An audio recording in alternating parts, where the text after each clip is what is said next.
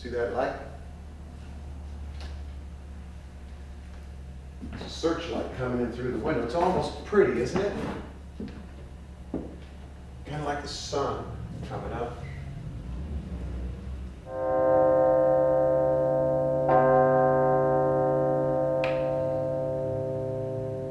O'clock. Guess you know what that means. It means in an hour and a half I'll be dead. Think about that. I do just about all the time these days. Now Mark Twain, who was a pretty good writer if you ask me, once said, "There is nothing concentrates the mind like the prospect of being hanged." Based on my experience here in Utah, I'd say he's right. The prospect of getting shot to death by a firing squad has definitely improved my mental concentration.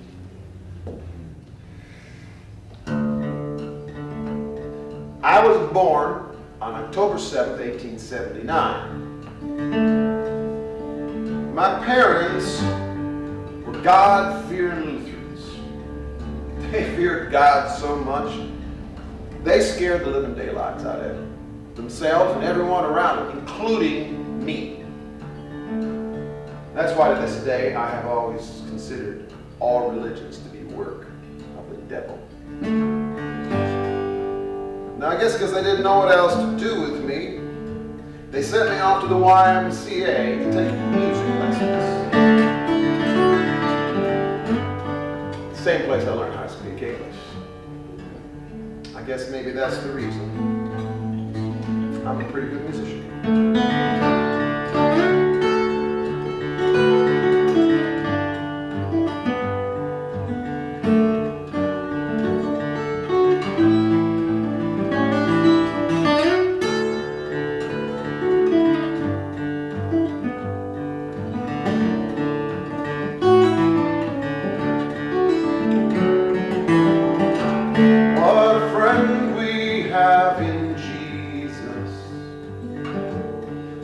Sins and griefs to bear.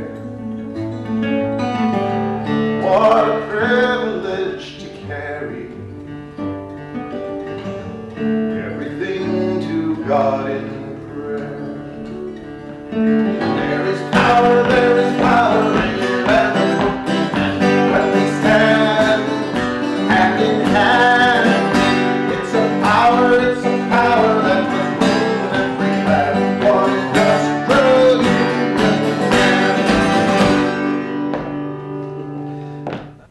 There were over 8,000 men in that local. When they laid down their tools, you could hear that silence along 400 miles of unfinished track. Well, I showed up at the strike camp about 10 days after the walkout started. Set up shop in the strike secretary's office. Of course, most of the time I was not sitting there staring at my pencil. Because you see, when you're writing songs, not for yourself, but for your fellow workers, you need to get it in their own words. You need those songs to be mirrors that you can hold up to those men. They see themselves in that glass, maybe for the first time, truly. You want to see their faces light up when they hear the opening lines of that song, that first time you or anybody sings it for them. You want them to be able to turn to the guy next to them and say, "Boys, Joe Hill, he got that beat." Where the Fraser River flows, every fellow worker knows they have bullied and depressed us. Our union grows. Oh, we're going to find a way, boys. Shorter hours and better pay, boys. And we're going to win the day, boys.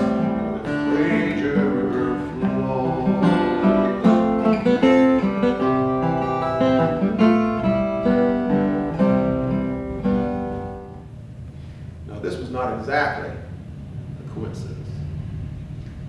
Just about every time we got a good rally going down there in Skid Row, the bosses would send word to the Salvation Army they ought to put in an appearance. And you better believe that for every nickel and dime that those poor, starving immigrants put on the drum, plenty of $5 and $10 bills were finding their way into those gold-braided pockets. We put us together an IWW brass band to shoot it out with that angel band from the Salvation Army. Dress them up in bright red uniforms, too. So I, of course, had to write them a song to sing for our fellow workers. Long-haired preachers come out every night, trying to tell you what's wrong and what's right. But when asked about something to eat, they will answer with voices so sweet. You will eat by and by in that glorious land above the sky, where I work and pray in our King. You'll get high in the sky when you die. That's a lie. No, the IWW does not believe in dividing up workers based on what country they're from, or what language they speak, or what color they are, what race or religion, what country they live in, or how they got here. And we certainly don't believe that workers from one country ought to be killing workers from another country to further the interest of the bosses. Our enemies are not other workers, but the capitalists. And we certainly didn't go through hell to get here, only to be shipped back to Europe to kill our relatives to further the interests of the ruling class. I mean, think of how we're looking pretty. It's bad enough that she's one of the only women teaching at the University of Utah. That she takes the train east in the summer to study at Columbia University, doing God knows what in that den of wickedness, New York City. And now she's having an affair with that radical agitator Joe Hill, and she, the daughter of the past president of the Mormon Church. It'd be a good story, wouldn't it? I was dead on arrival in Utah. Stung right, Dusty. Stung right, he's my bad Steve. I'm over. Once again I'm free, oh man, we don't want to surround this world for me.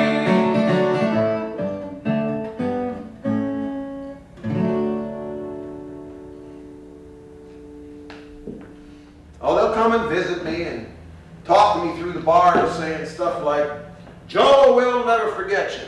Wherever we go, Joe, you'll be there. Joe will sing your songs forever. No. 100 years from now, every song I've ever written will be forgotten.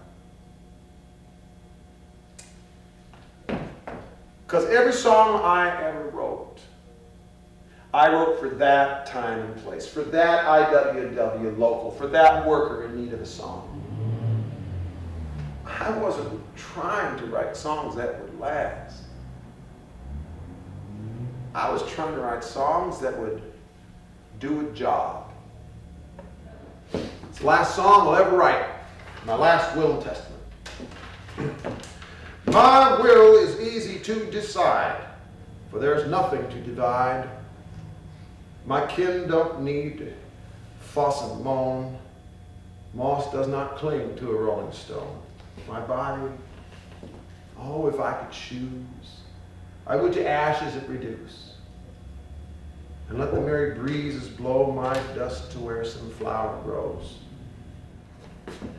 Do you hear that out there? Do you know what that is? That is 10,000 of my fellow, that's 100,000 of my fellow workers marching on this prison right now. Hear their voices, hear their feet. They've got sledgehammers and wrecking bars. They've got machine guns and mortars, and they're busting down the walls of this prison right now. They're storming in here like a storm out of hell. And she's with them. She's on the front lines.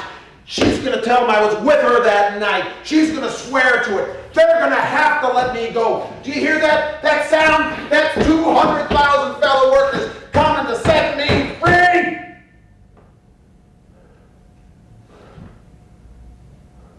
Jesus Christ.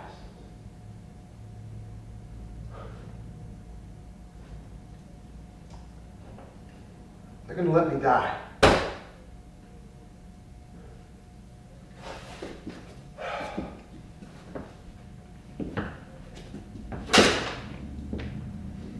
No, it's going to get real quiet out there in that yard. And all around the world. That deputy will say, ready? And I'll hear those boys cock their rifles. Then he'll say, aim. And that's when I will say my true last word. The word I've been holding back all this time. I'm going to shout it as loud as I can so they hear it for 1,000 years. Fire! Go on! Fire!